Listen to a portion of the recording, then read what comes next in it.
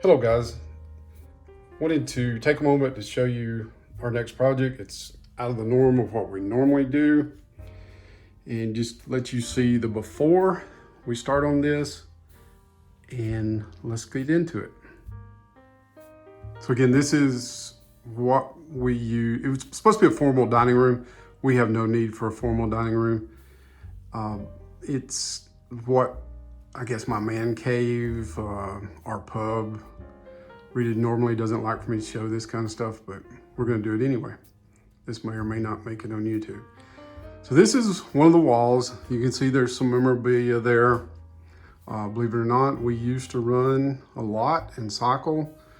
We've done several half marathons. LaRita's done 1 or 2 full marathons, a bunch of 5Ks. There's all the ribbons. Over here on this wall is just some photos of us from different places. This was one of the better trips I was on. I went to the Arctic Circle. We both went to Wyoming here. This is South Dakota. We went on Route 66. And there's the grandkids. And over here is some more memorabilia, different places we've been. Different photos of us, our daughter when she was young. Over here on this wall is just some more things that interest us, some of our favorite movies, one of our old vehicles, another old vehicle that we had, some taxidermy work. Over here is, I guess, my little tribute to Jack Daniels. And then Wild Turkey is over here on this wall, some more taxidermy. Some more photos of us and our bourbon whiskey collection currently. And here is some more photos of us on our trips, some more taxidermy. And on this wall is mainly Irish whiskey. Again, this was an old dining room. And what I wanted, my vision for a while has been to turn it into more of a hideaway, getaway, man cave, just a room that us and a couple or some friends and myself could just come in, relax, sit back, enjoy a glass of whiskey, and just enjoy the atmosphere. So with that in mind, I'm looking at doing something. It's called, there's a trend, there's a name for it. It's called dark academia. This room is kind of small. It's only 11 by 13, but we're going to start with that. We're going to make this, all this is coming down, every bit of it. We're going to make this the accent wall for now. And then we're going to try to do the lower part of the walls across here in the same color. That's the first step. May actually end up doing the upper, but we'll see how that goes. May do the upper there. My finger's in the way. Would love to do a tin ceiling and maybe an old ceiling fan. Would love to do something about this big opening, again, where we could close it off, where we could make it like a nice cozy lounge in here. This table's gonna stay. This table come from an old local pharmacy in North Alabama, in the town we used to live in. It was locally owned. They were closing down. LaRita bought it for me, give it to me for Christmas. Geez, 20 some odd years ago. It's not going anywhere. Can you imagine all the lies told at this table? If you had $1 for every one of them, we could afford to hire somebody to do this instead of doing it ourselves. All right, so this serves as the before, and we'll kind of show you as we go along. But the first step is to strip everything off this wall, box up all the bottles, and go from there. All right, after a couple of hours, got the wall cleaned off. These command strips, it's the first time we've ever used them. And honestly, I think it'd been better off using nails. I mean, look at all the places that pull the paint off the wall. Still got a couple of nails and screws to take down, but they made a mess. I mean, you can see yeah, I think it's gonna take a while to sand, spackle, clean up all that just before I can even think about starting to paint. But progress continues.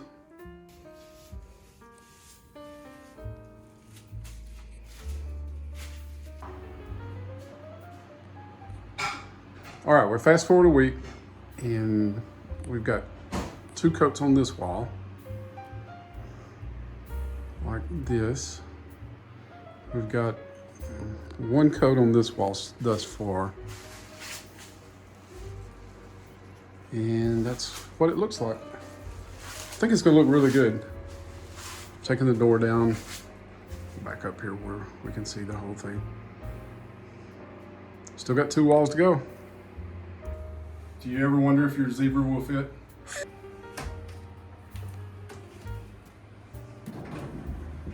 Yeah, he'll fit. All right, guys, it's been several weeks. I've been doing this on nights and weekends. And not much of that's changed. Maybe a little bit of it's been rearranged. We've got the bottom up to the chair rail. This color is, again, Iron Ore by Sherwin-Williams. We elected not to paint the shutters for now. I've seen it done both ways. I've seen it where doors and shutters were painted, doors and shutters were left to match the crown molding. For now, we're gonna leave it like that. And then over here, again, not much of this has changed other than the paint. Still got the mounts on the wall. Still have our Jack Daniels wall art.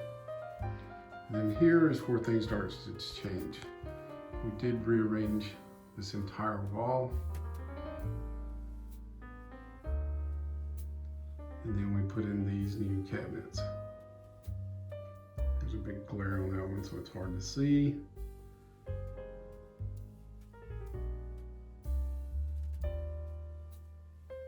And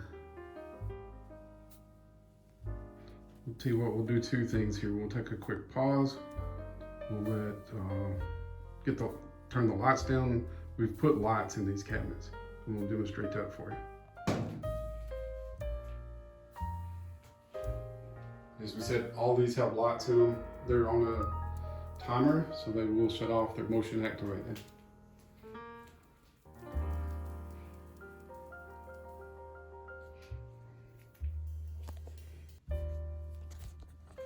Still gotta change out that light cover. It was white previously. All right, I'm gonna open the shelves for all of my bourbon aficionado friends, and we'll let you see what's in behind the cabinets or behind the doors. Oh, and these 2 chairs are just here temporarily. We're gonna get new chairs. These are pretty old. That's why they've been stained up. Okay, starting here on the left, this is mostly 99% bourbon. I'm a big Jack Daniels fan. There's actually a Jack Daniels 10-year-old in there. There's some Sinatra Select. There's some export only bottles there. Some Buffalo Trace. Probably going to rearrange the glassware a little bit. Huge Peerless fans. Got a lot of different Peerlesses and backups of several. We're Lucky 7 fans. Cooper's Craft. There's some Short Barrel. And then just odds and ends on the bottom. Some Frey Ranch, some Jefferson's, a little bit of Maker's Mark, some Cedar Ridge. Cedar Ridge is doing good things out of Iowa. Okay, the middle one, we've got Big Blue for Old Forester single barrel proof.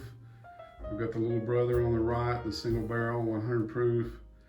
There is a Rock Hill Farm, some, as they call them, tater bottles there. The next shelf is mainly LaRita's favorite. There's some Starlight, some Widow Jane Decadence, some Pursuit United Double Oak, some RD1 Double Oak. Next shelf, we've got just a mixture of things. There's some Weller in there. There's some Old Fit 7-year, some Buckners, Four Roses, some really good Four Roses store picks there. The next shelf again is some mixtures of things, plus some of Rita's favorites: the Knob Creek, the Woodford Double Oak, the Starlight. And finally on the bottom, it deserves to be on a higher shelf, but we just run out of room. There's lots of good Bell mead. That stuff is, especially the Reserve, so good. And over here, this is mainly Irish.